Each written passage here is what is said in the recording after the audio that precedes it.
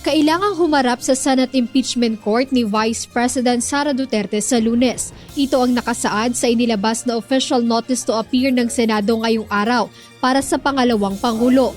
Batay sa abisong nilagdaan mismo ni Senate President Sherwin Gatchalian na siya ring tatayong presiding officer ng naturang hukuman, pinahaharap si VP Sara ng personal o sa pamamagitan ng kanyang mga abogado sa impeachment court sa July 6 alas 2 ng hapon. Inaasahang sa Lunes ay formal nang babasahin ang mga partikular na articles of impeachment laban sa Vice Presidente na una nang inihayag ng defense team ni Vice President Duterte na hindi pa tiyak kung dadalo ito sa nakatakdang paglilitis. Gayunpaman ayon kay Attorney Michael Powa, tagapagsalita ng depensa, nakahandang humarap sa korte ang Vice Presidente kung hinihingi ito ng pagkakataon.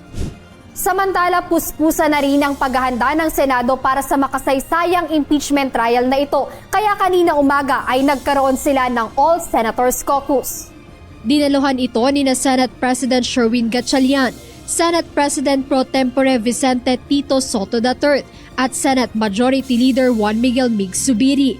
Present din sa pagpupulong sina Senator Joseph Victor J.V. Ejercito, Senator Panfilo Ping Lacson, Senator Loren Legarda, Senator Robin Hood Padilla, Senator Erwin Tulfo, Senator Francis Cheese Escudero at Senator Risa Ontiveros. Para kaya sabi kanina, expecting na para sa one page lang kami lahat, minority, majority. Basta ang pinag-usapan lang namin is all about impeachment. Binigyan kami ng mga documents para to follow yung sequencing. Nagkaroon din ng walkthrough o inspeksyon ng Office of the Senate Sergeant-at-Arms kasama ang ilang kawani ng Philippine National Police. We're prepared to make sure that the proceedings will run smoothly. Bagamat magiging bukas sa publiko ang paglilitis, limitado lamang ang maaaring makapasok sa session hall. Gagawin ding first come first serve basis ang papayagang umukupa sa 61 upuang ilalaan kada araw sa mga gustong manood ng live. Like yung di ba? I think the secretary has already released an advisory that public will be allowed through BMS. First come first serve basis. So the BMS will be open 2 o'clock